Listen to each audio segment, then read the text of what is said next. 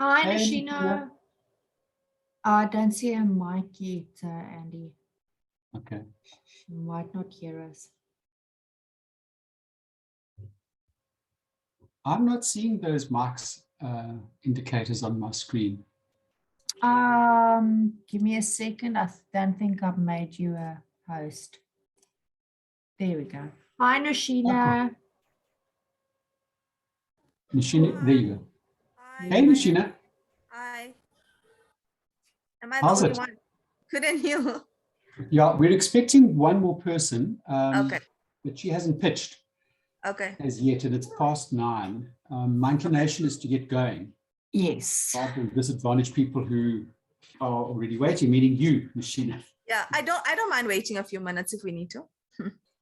No, I don't like that. I think, we start on time. I have a real irritation with this logic that you must give people 5 minutes. It's no, you log in, you start logging in a few minutes beforehand and the meeting starts on time. That's where it should be. Anyway, that's my little rant for the day. I'll stop. So let me share my screen. I've got too many things open. Why? Let me kill some of these things. Just bear with me.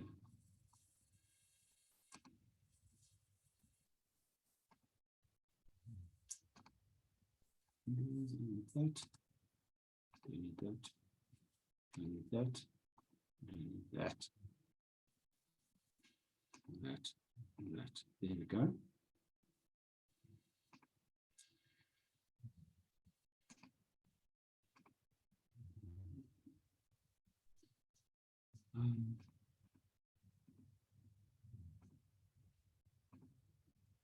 Right. Okay. So the portfolio building works full pass. So I'm good to go. Portfolio building workshop. Basically 5 sections, Nashina. We look at the requirements. We look at specifically what we mean by examples, and then the evidence to support those examples. And then we'll talk a little bit about what you need to do to get your POE completed and submitted, and then just a step-by-step for the end. Nashina, as we go, please just unmute your mic and chat when you've got questions or comments. Okay, thanks. It's a very small group. So just then on the requirements, and I'm going to move quite quickly because I imagine you're pretty familiar with it. So again, if it's too quick. So firstly, the question is, how is it that we have so many graduates who cannot find work and so many employers who cannot find competent employees? And I think that's a question that's taxed us a lot. I think you've spoken about it as well. And then for a graduate, there's a kind of a catch-22. You've got a qualification, but why does the employer not want you? Or why are you not getting promoted? And how do you explain your lack of success here to the people who are supporting you? Which brings us to think about what is different about a designation. Yeah. So what does a designation give you, and what getting one entails? So if you think about professionals, and I just think back to your own experience in dealing with people who are professional, and who you view as professional, you're looking at somebody who probably embodies trust and honesty. They act with integrity and they seem to have solid ethics. They show high quality of work, and they can do that reliably. And you making that call based on, I'm sure, a proven track record of success that you see from that professional, where you've seen consistent high performance and that they've remained up to date. And the obvious examples are if you need to go to hospital for some reason for a complicated procedure, who do you want? Do you want the graduate, Or do you want the person who looks like this? So that's the thing that we're looking at when we're talking about getting a designation. How do you match up against these things? And I think one of the key factors is the promise made by professional is that there's consistent competency in professional conduct in a wide variety of situations. And you get there, certainly formal learning is what sits above the level of water in when you see an iceberg, and it's a critical thing. But a lot of what makes the professional really good at what they do is all the information, all the things that have happened below the waterline. The informal learning that they've had because they've done this thing a lot. They've been exposed to good colleagues who guide them along the way. They've maintained their own learning through readings and attending webinars and seminars. They've been exposed to lots of different circumstances. And they've managed to learn from all of that, so they've become highly proficient at what they do. So that's the promise made by a professional. It's about consistent competency and professional conduct in a wide variety of situations. And it's different to really what you get from somebody with a qualification. So if you look at the qualification, and it's not denigrating a qualification, because a qualification is an essential prerequisite for being able to do these things. But the qualification is based on a qualification description where how it's going to be assessed is very specifically defined in terms of the learning content. Okay?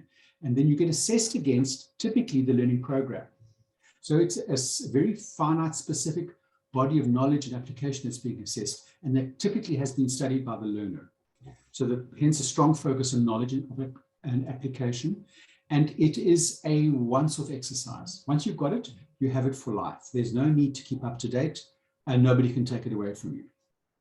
Whereas a designation is a different sort of a thing, because when somebody has a designation, you're looking back at their work experience, where you're expecting to see competence against broad competency descriptions. And in essence, we're looking at, particularly with ASDSA, this is an RPL exercise where we're asking candidates to report, to look back over their vastly different experiences, and they will give us examples of their competence in a work environment over a number of years and can back it up with evidence.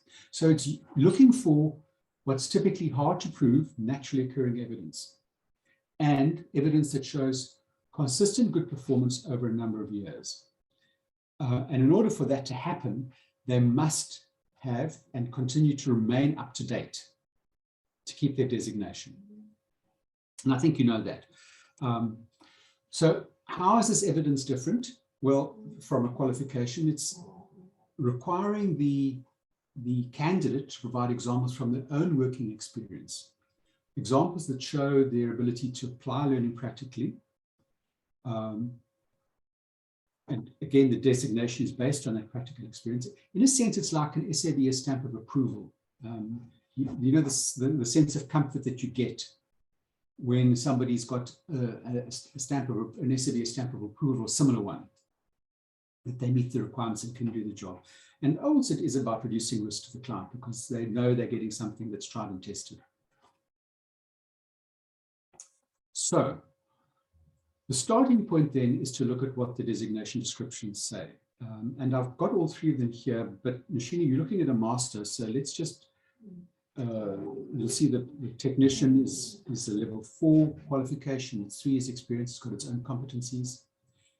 The practitioner is a level 5, it looks at 5 years experience, and it's got 5 competencies to choose from, and the master you're very familiar with. Okay, it's looking at a level 7. So that is what you need to be using as your source document in deciding what evidence to include in your portfolio. And if you're also familiar that there's the possibility of RPL if you don't have covenant qualifications. So I'm not going to go into that because I think you know what we're talking about. So one of the first things that sits in the requirement is that you must provide a CV. CV should include, and this is normally what is in a CV, job titles and dates and responsibilities, But what we're asking you to do differently here is make sure that when you describe the responsibilities, you give us a bit more detail. You know, often a CV just says, I was responsible for a leadership program and the quality management system and blah, blah, blah. It's a list of 1-word or 2-word descriptions. And that doesn't really help the evaluator understand what exactly you were specifically responsible for. So we're saying to you, please go back to your CV and make sure that you give us a little description of each of those responsibilities so that the evaluator can place your examples in a context. And then we would like the contact details of your most recent employer in case the evaluator wants to do any reference checking. Happy so far. Hi, Sedana. I see you've joined us. Sedana, won't you unmute your mic? Hi, good morning. Sorry, we started a couple of minutes ago. Have you managed to catch up? Oh, well, I've just logged in now. Thanks so much for the link. I couldn't find the link after registration, so yeah. Okay. I'm going to do a quick recap of some of the things we've said, because I think that will be useful for you. So just bear with me. Firstly, talking a little bit about what a professional is. So these are the things that, if you think about working with a professional, it probably includes these sorts of elements. So you're looking for somebody who embodies trust and honesty, who operates with integrity and shows high ethics. You're expecting that they have a high quality of work and they can reliably perform that work.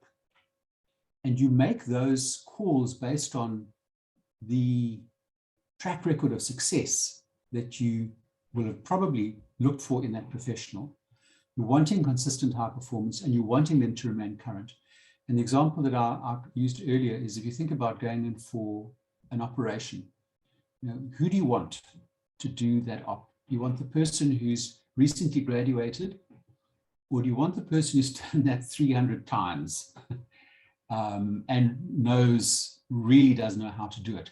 Now that's the sort of target that you want to aim for yourself. So when you're putting together your portfolio of evidence, you want to find elements that can show this to the evaluator, because that's the sort of stuff they're looking for.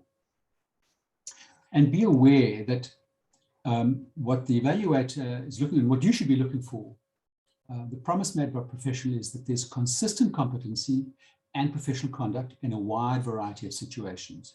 Being aware that learning on how to do that, partly it comes from formal learning, the bit above the water in an iceberg, but the bulk of it will come from what they've learned along the way, the experience that they've had, the projects that they've worked on, the jobs that they've had, the people that they've worked for. That's the thing that provides that high level of consistent competency in a professional. So that's the thing to be looking for. And the designation descriptions aim then to focus in on those and ask you to give evidence against those that are relevant to your particular designation. Now, Sedana, if I'm correct, you're looking at the practitioner designation. Just if you confirm, if you would. Hi, Andy. Yes. Okay. So in your instance, the qualification you're looking at is a level 5. You're looking at least 5 years of experience. You need to have been actively engaged with either submitting workplace skills plans or acting as a learning and development manager and implementing learning and development plans and strategies. And then you'll see that there are 5 competencies that describe that. And it's in particular evidence against each of those competencies that is needed. And each designation description has a slightly different set of requirements. The technician is a level 4, there's different competencies there, and 3 years experience. The master is a level 7, 5 years experience and different competencies. There is also the possibility of getting an RP if you don't have a cognate qualification. So if that's the case, then we'll chat about that later. Now, I was just talking then about your CV. Key in your CV is that you make sure that you give enough information that the evaluator can really understand what you actually did.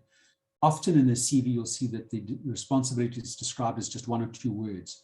Rather spell it out. So you are required to give us a copy of CV, but please go back to your normal one and make sure that certainly in your most recent jobs or any jobs that you want to link in to the evidence, the examples that you give us, make sure that it's clear from your CV what the responsibilities were. Okay. Then in both the master and the practitioner, there is a requirement that you get some comment from a significant person in your working history. It's either called variously a nomination or a recommendation, depending on the qualification. So you want somebody who is credible, typically then who's somebody who's senior to you, or it might have been a client, if you're an independent SDF. You're looking typically for a confirmation against those designation competencies in your designation description. Now, to get somebody to write you a recommendation and make sure that they actually comment on each of those is probably a big ask.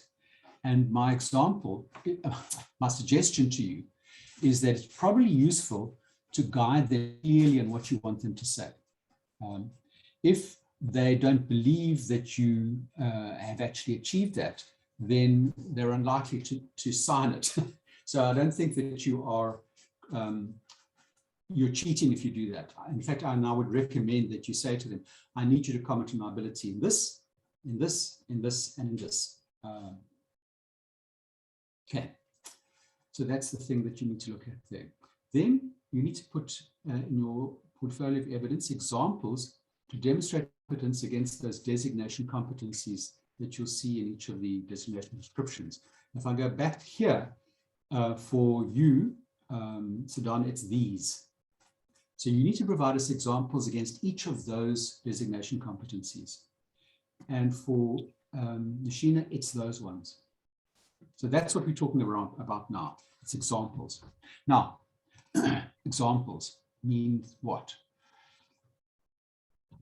So you'll see the process focuses on the competency descriptions in the designation description. And you'll see that we've given you some activities that will help you. And we're looking specifically at examples from your working experience that you can then back up with evidence that meets VARC's requirements. The minimum requirements are that you must provide evidence against at least 75% of the designation competencies. And typically that means, and it depends on the description, how many competencies there actually are. It's either 3 out of the 4 or 4 out of the 5. Now, for the masters, there are only 4, so you must provide evidence against at least 3 of the 4. In other words, you can't provide a lot of examples out of only 1 of the competency. You must give at least 3 of the 4. And for the practitioner, it's 4 out of the 5 competencies. Does that make sense? Anybody got questions or comments on that? If you do, please just unmute your mic and call out. Andy, I just wanted to ask, so a lot of the information that I have is actually confidential information. So I just wanted to know, how is that information treated, especially because you're handing it over to an assessor. So yeah. Look, we must meet POPI requirements, and our evaluators and the ASDSA has held to that. However, at the same time, I would encourage you to redact as much of it as you possibly can to try and make sure that there's very little chance that personal information slips out. So please do that. So take a black pen and strike out names of things that might identify people and such like.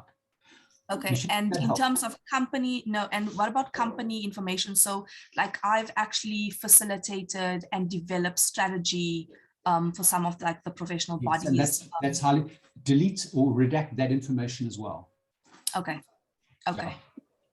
Yeah. I'm very cautious, and you'll see that in the guidelines document that that's the PDF that we will have sent to you. There are examples at the end where they've been heavily redacted. Yes, I've seen it was your documentation. Yeah. So can I even like redact things like the company name and logo, so you don't actually know Yes. which company I've done it for? Yes. Okay. Yes. Okay. Do that. Good question. So, and this just is to summarize. So for the practitioner, it's at least 4 of the 5. And that translates into at least 8 fit for purpose examples. So we're looking basically for 2 examples per competency. For the master, you've got to do 3 or 4, which means at least 6 examples. And then the time period you can see there as well. Okay. Now, to be fit for purpose, your example must answer 4 questions.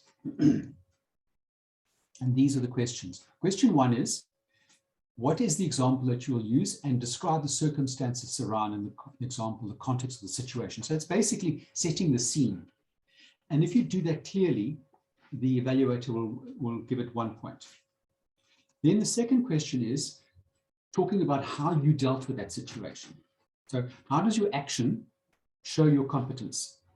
So it's important that you describe the role that you played or the action that you took and give enough information so it's clear what you personally did. You get 2 points. A point if there's a line of sight to the competency in terms of what action you took. And secondly, if there's a very clear description of the role that you played. Third question, why is it a good example of your competence? Again, you need to, you need to describe the outcome of your action. So there needs to be some sort of a tangible result. For example, if your action was to submit a mandatory grant report to a CETA, the outcome of the action, the result of the action needs to be clear in terms of, did the CETA accept it? So have you got evidence from the CETA that says they actually accepted it? And secondly, you need to provide some sort of evidence that the organization also accepted it. So if you've got a training committee, then you need to include a comment from the training committee minutes that confirm that they've reviewed it and accepted it. If you don't have a training committee, then you might need to ask, and that will be the case in companies less than 50, you might need to ask the senior manager there or a senior manager in the company to confirm that it was acceptable, to write you a testimonial. By the way, we're really aware that finding naturally occurring evidence going back a few years is difficult. It's not necessarily going to be easy to get. And you may find that you need to make quite a bit of use of testimonials. And that's just the nature of things. Okay, so describe the outcome and then explain why you believe this is good evidence of your personal competence. So there are 2 points here. 1 point is if it's very clear what you did, okay? What results you obtained, that needs to be there. 1 point. And there's second evidence, the second point, if you've made a very clear line of sight to say, yeah, not only is there a link to this competence, but it's a very good example. Why is it a good example of your personal competence here? So you'll see that questions 1, 2, and 3, you should get a total of 5 points. If you don't get the full 5 points, your evaluator is going to come back to you and say, listen, I need more explanation here. And in fact, they can't carry on until you've achieved 5 points. So that's a kind of a key thing. So that then describes the example. And then the last question is around the evidence to support that example. That's question 4. Now you need to provide evidence to substantiate the explanation that you've given. And here we want just evidence that links in with this particular example. So you'll see, and we'll look at the workplace at the workbook in a minute, that there's a place to link in specific evidence relevant to that particular example. What sort of evidence might you be using? Look, there's a lot of things that could be evidence.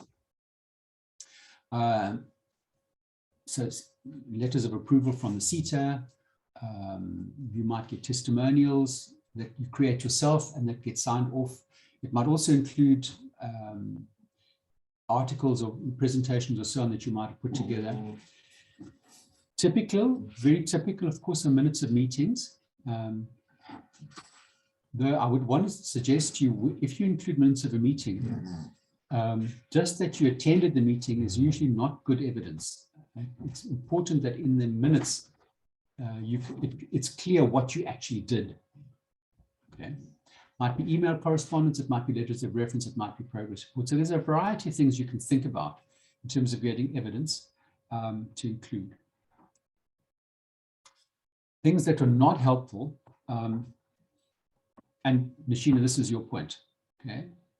Documents reflecting personal information, please redact it. Sometimes we see copies of government gazettes, acts and regulations. That's general information. It's not particularly relevant to you. Circulars, etc. Organization policies, not necessarily helpful. Irrelevant plans and budgets. Reports in which you did not personally carry out any tasks. Emails where there's no mention of your name. And attendance registers of meetings that you did not attend. That's not helpful. Why I say that is sometimes we get mountains and mountains of evidence, most of which is irrelevant. And I would encourage you to try and choose just enough evidence to prove the points that you're wanting to make.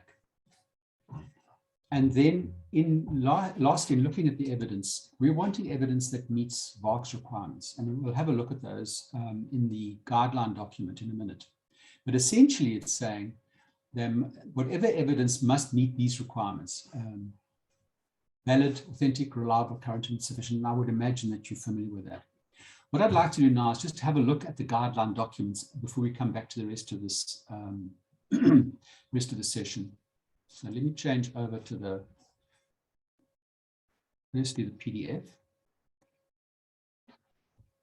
So I've chosen the one for the practitioner, but Nashina, I'm sure you've seen the one for the master, and it's very similar. Okay. So this is the guideline for you. It's got you've seen this. I'll come back to this timeline in a minute. A bit of information about the qualification, things you might want to think about RPL. This information you've seen, some information on your CV we've spoken about, this information we've spoken about, and here's some comment on the box. Okay. Then those are the 4 questions we've spoken about now. And here's where it gets interesting. So that first sentence is the key one. The evaluator will be using the guidelines in red to evaluate the evidence you present. So this is what the evaluator uses. So this is what you need to use as your guide as to what's appropriate. So for example, in your qualification, it must be a certified copy within the past 6 months, and it must meet whatever the requirements are in the designation description. I've got a dog making noises. She needs to go out. I need to let her, but she's fine.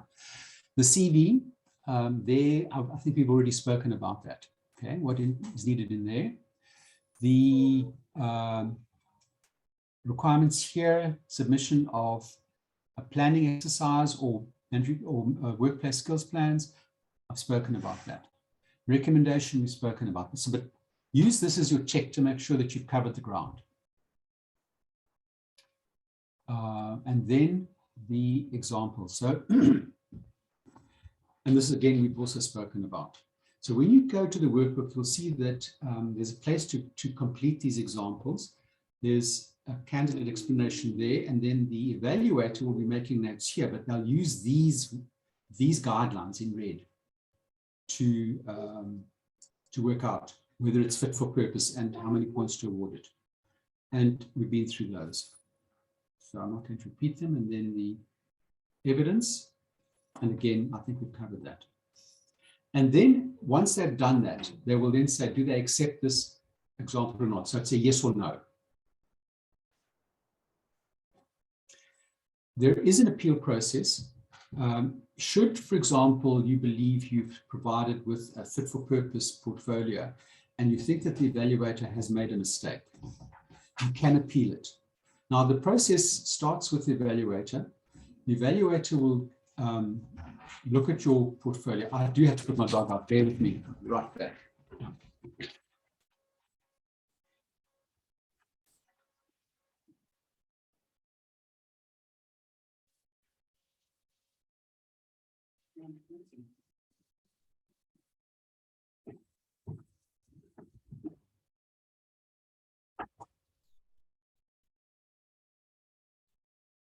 Apologies for that. Otherwise, she scratches the door to pieces.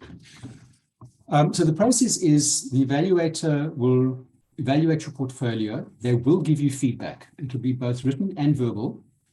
And we insist on written and verbal because often it's difficult to find good evidence, and an explanation or discussion with your evaluator about what's missing can be really helpful. And then included in the fee that you paid is a second evaluation, a remedial evaluation. So if something is missing, you get a second chance to submit evidence and get it evaluated again. And it goes from there to a verifier. And the verifier plays pretty much the same role as a moderator. They'll look at the work done by the evaluator and they'll make a call on it. It's only after the verifier has done their bit that you can then appeal the process, because the evaluator might look at what the verifier might look at what the evaluator's done and not be happy. So that could sort any problems out. But if you get to the point in time where both the evaluator and the verifier are happy with how it's gone down, and you are not, you're then able to appeal. If you make an appeal, and it's a formal process, the ASDSA then appoints a new evaluator who will go back over your portfolio and what's been submitted. And they start from scratch, and it gets re-verified. And then that becomes the final decision. Now, if the evaluator overturns the original recommendation, then ASDSA covers the cost, because clearly the original evaluator didn't do a good job. So that's our responsibility. However, if the new evaluator upholds the original recommendation, then you are liable for the costs of the new evaluation. Makes sense? Any questions? Everybody's quiet. Cool. Then there's some guidelines here about, firstly, gathering your evidence. Now, we have very strict evidence, recording of evidence requirements. Firstly, when you provide evidence, make sure that each evidence is a separate document. Sometimes we receive evidence that's a PDF, which could be as much as 150 pages, and it contains all the evidence. Now, it is an absolute nightmare for the evaluator to go and find the evidence that's relevant to a particular example. So we require that you submit each piece of evidence as a separate document, that you give it a unique name and you give it a unique number.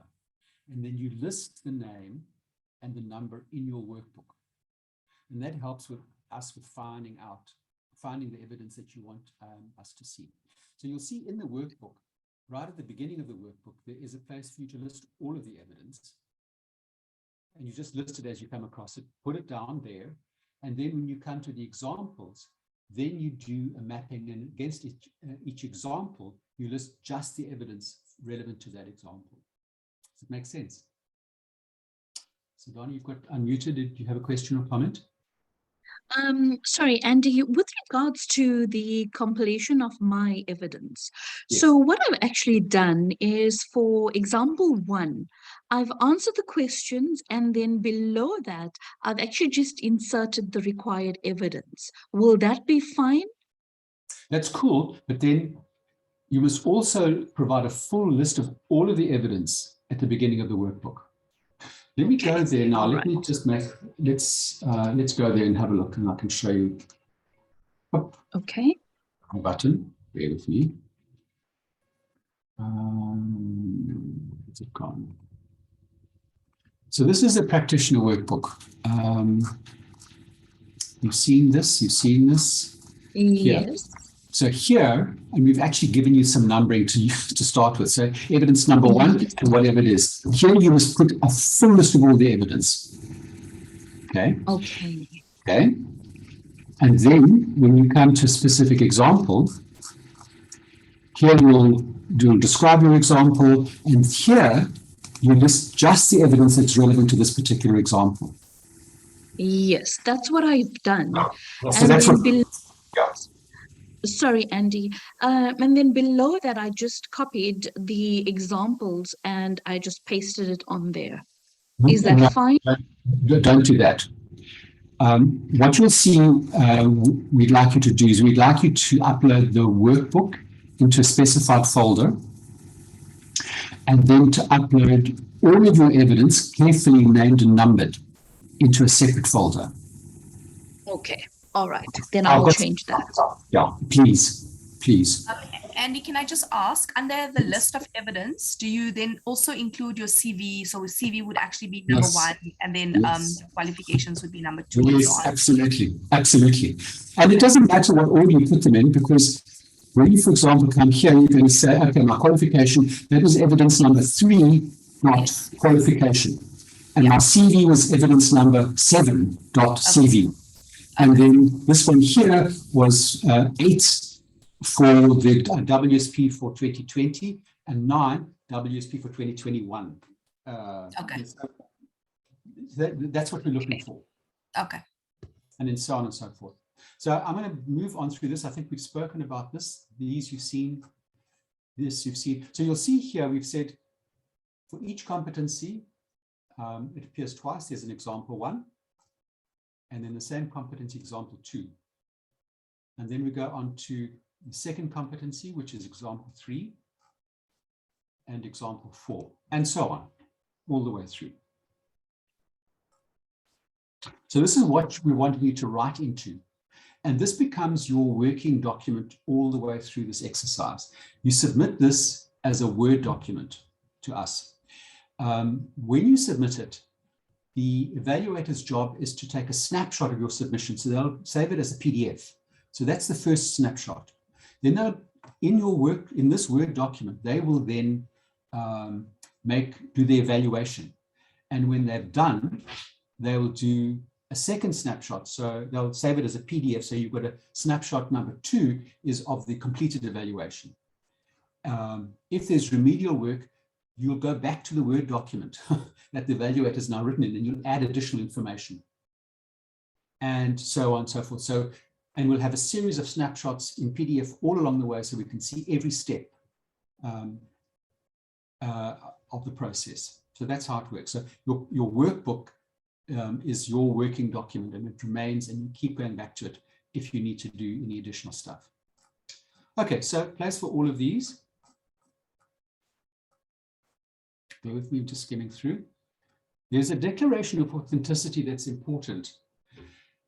And it says, I hereby declare that all the evidence I've submitted is work that I've completed personally or have been directly responsible for. I have not submitted any evidence that I was not responsible for and that was completed by somebody else. Now, just a comment there. Typically, when you're working at a middle management or senior management level, which is where the practitioner and the master designation sit, you are often working as a part of a team. You may be heading a team.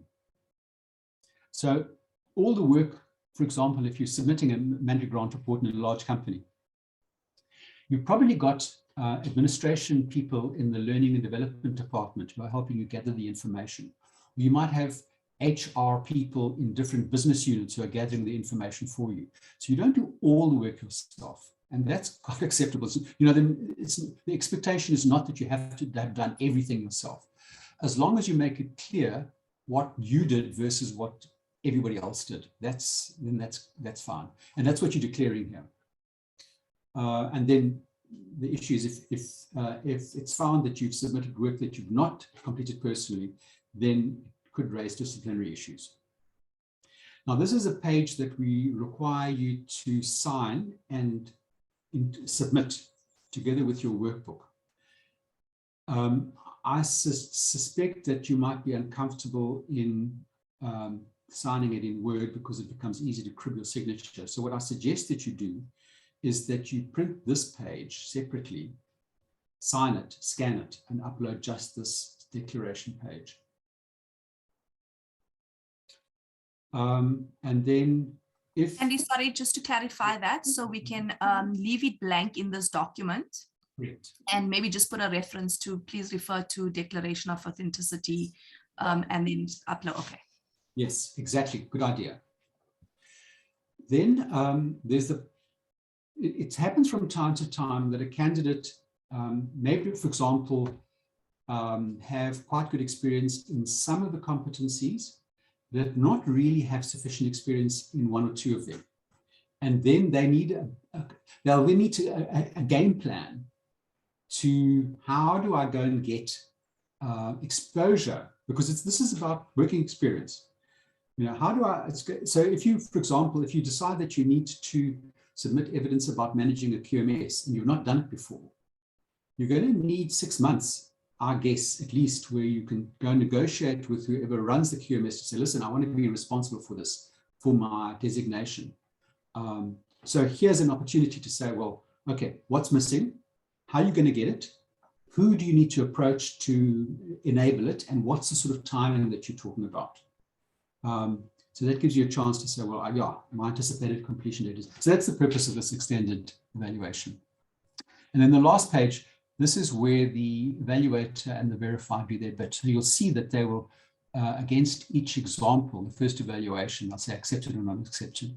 And if it doesn't meet the minimum requirement, which is 8, in this case, it's 8 fit for purpose examples, they will give you an opportunity to resubmit, to go through a remedial, and again, they'll work it out. And this is our tracking that gets signed off. Anything puzzling here? Does it make sense? It makes sense. I do have some questions that are very specific to me. I can wait till the end. Okay, so I'm going to go back to the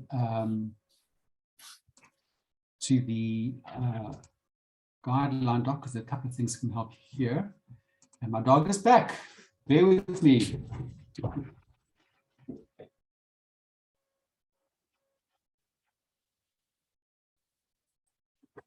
It's so weird when Andy walks away. It's like he's disappeared into the forest. I want to tell you, Nashina, I don't know if I told you, this is a picture that I took of the countryside above my house. And it's just one of those pictures that just worked. It's just a gorgeous place. Okay. It's beautiful. Then there are a couple of appendices here. I'm going to refer you to, oh, this is useful. Procedural details. Please read this. When you submit your workbook for the first time, you're going to just type in black ink. The evaluator's job is to work in red. Okay, so any feedback they'll have is in red. If there's any remedial that you need to do, please, will you do it in blue? So it's very clear which was the first submission, which was the rework. And then the remedial evaluation is done in purple. And then the last one is the verifier will work in green.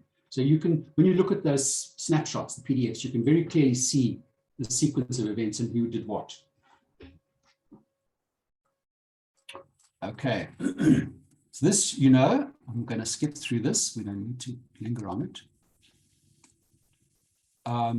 This, I think, is probably not necessary now. We did do a mapping exercise against OFO codes and our designations to say, well, are there ones where it seems pretty obvious that you're in the right track? So, for example, and I'll go to the practitioner one because there are more examples there.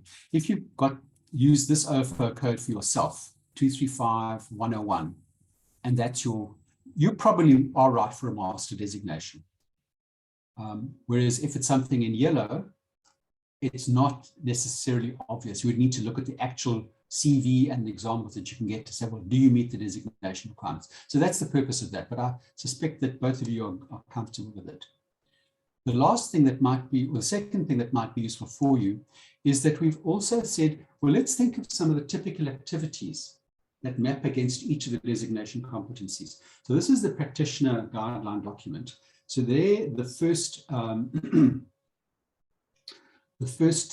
competency is develop and maintain organizational skills development and training strategy.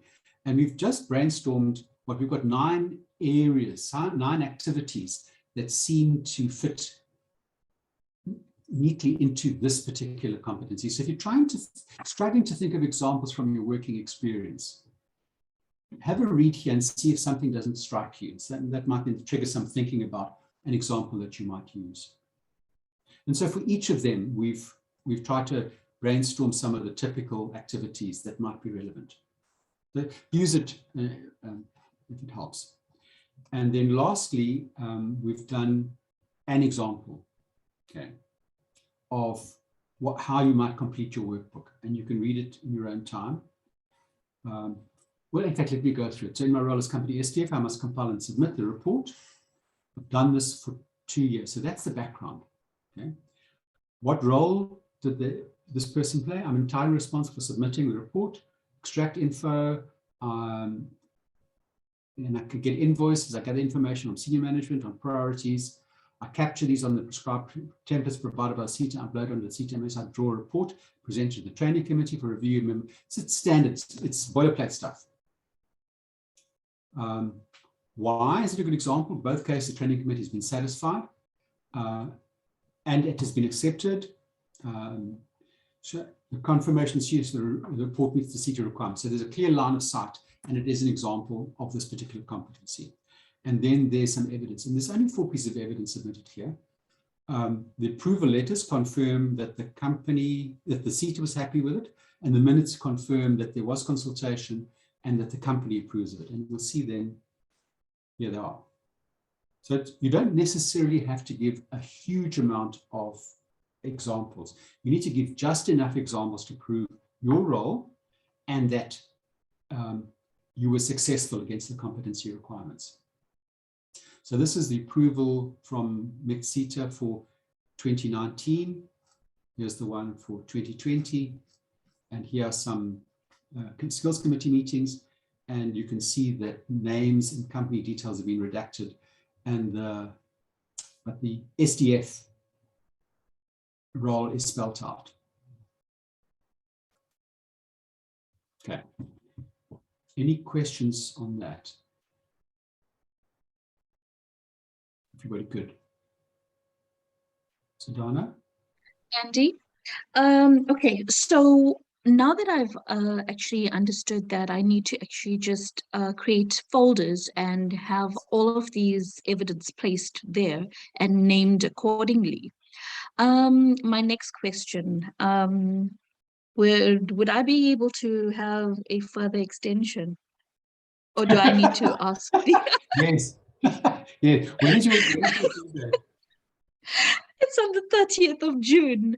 And to be quite honest, I've Okay, so actually you- just finished my MBA and I'm struggling to actually Okay. just wrap Yeah. my head around all this. Yeah, it's a bit of a grind. Just give it a think and maybe formally email Angelique and say, please, can I have it an extension to this? But, you know, I get it. It's work, rework, and it can take a bit of time. Please don't extend it too long, but, you know, a week or so is really not any skin off our nose. Yes, okay. Will that be So enough? I'm going to try and complete as much as possible. Yeah. So maybe a week should be fine. Okay, cool. Have a Okay, think on it thanks, and come Andy. back. Yeah, so it's really not a problem. Okay, a few more slides to go through. Stuff I think we've actually spoken about, but just to confirm, we will give you a link. It may no longer be in Dropbox. It might be in, we're using Zoho WorkDrive, but we will send you a link to an online folder. And the link will take you to these 2 subfolders. One will say one workbook and 2 will say supporting evidence. Workbook is where you upload the once you've done it, you upload the workbook in Word, and then the evidence, all the evidence goes into that supporting folder, all neatly named and numbered, please.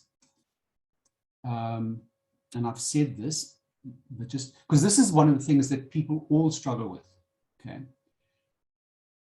Submit electronically, it's typically PDF, but you could go out on that if needs be. It's a separate document for each piece.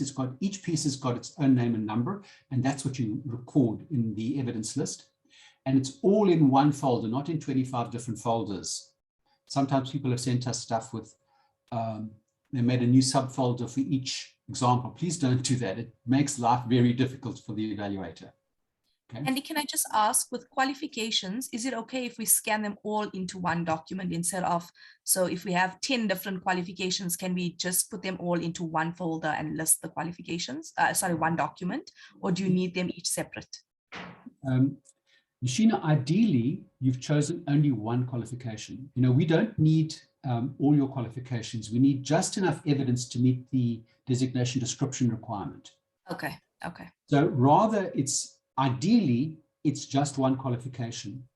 If you're not sure, and there is another qualification that you might also meet the requirement, then include that as well. Okay. But then please put them into separate PDFs. Okay, okay. Okay. So do this, don't do that. So no subfolders. just a long list of whatever you've got. What goes wrong most often? People don't number and name the evidence consecutively, uniquely. They don't save the evidence in the correct folder. They don't, when you're citing evidence in a particular example, you don't give all of the information about that piece of evidence. So it's both the number of the evidence and the name. In fact, the numbering of the evidence is usually the easiest way for the evaluator to find it. So you go and look for number 37 and it's 37th on the list. That's easiest. Irrelevant evidence we've spoken about. And remedial evidence. Again, people make a subfolder for remedial evidence. Please don't do that. Please just add it into the existing folder for evidence and make sure that when you list it in your workbook, you're using blue text to indicate that it's additional evidence. The declaration we've spoken about, okay. Theory, submission, we've actually gone through these now, so I'm not going to go back over them. Timelines. The timelines we suggest to you are these, that the briefing, well, this is, I must actually make it 2 hours because it is often longer than 1 hour. We've moved quite quickly today. We suggest that completing your workbook is probably start to finish about 2 weeks. Our experience is that people say sometimes they sit down over a weekend and they write out the workbook, they provide all of the examples. So I reckon it's probably, you shouldn't take more than about 16 hours to do the workbook itself, that's writing the examples out clearly. Why 2 weeks is because sometimes you need a bit of more time to gather evidence, particularly if you need to get some testimonials. Now, in your first instance, you'll go and look over what your records are and say, well, have I got good enough evidence? Does it meet VARC's requirements for each example? And probably you're going to find some areas where you need to go and get additional evidence, which might be readily available, but sometimes it's a testimonial. And you know what it's like getting somebody to write a testimonial for you. You've got to give them a bit of time. So if you actually pushed it, we reckon you probably could do this thing in 2 weeks. We've allowed 8 weeks because life happens in between doing all of this. So there is time for it. Once you get it to us, our timelines internally are 2 weeks for the evaluation and the remedial. When it gets to the verifier, 1 week. And then the verifier will, and evaluator will forward the recommendation to the certification committee that meets monthly. So that's the sort of timeline that you can work towards. Questions or comments? You comfortable, guys? All right. So the way forward, just a quick summary, hey? Update your CV, get a copy of the qualification. First, begin by identifying the examples that you want to include, and then the evidence that you need to support it, and then describe each example using the rubric. Gather the evidence that you need and list it in your workbook, and upload the workbook and the evidence using the link provided. And then let us know when you're ready for evaluation. That's my story. Questions and comments. And Ashina, you can either ask your specific questions now, or we can take it offline if you, whatever suits you. So floor's open. I don't mind asking now. So Andy, Okay. a lot of the work that I've done is in the professional body space, Yes. but within the skills development arena. So like professionalization strategies and how the qualifications, CPD and so on fit into that. Yes. I just wanted to check with you, there's been instances where I've written chapters of books or I've written articles, and those are not freely available. So I don't even have electronic copies of those. Can I then just take like a screen grab of one of the front pages or whatever it is that shows that I'm an author in that for that article? Will that suffice? Do that, or yes, you can do that, or you can get a testimonial from one of the other people involved. Okay. Okay. Whichever is easy. Okay, and then things like sitting on SAQA task teams. So I see you mentioned things like no government gazette, no specific policies, but like I've I actually facilitated and was part of a work group on professional body standards in 2018, 2019, and then this recently as well. With that, can I just get a letter from SACWA? Get a letter from SACWA or any credible person to confirm the role that you played and why it was successful. Okay, perfect. And Rashina, seriously, I suggest that you draft the letter that you want them to sign, because otherwise they might not include all the information that you want. Okay, that's perfect. Thanks. Anything else from Rashina or Sadhana? I think, Andy, you've covered everything that I needed to know. I'm quite happy now. I know the direction to take. Excellent. Great. Then, colleagues, I think we're done. Thank you. Thanks for joining us today. Thank you, Andy. Thanks, Andy. Bye-bye then. Thanks, everyone. Bye. Okay, bye. Bye.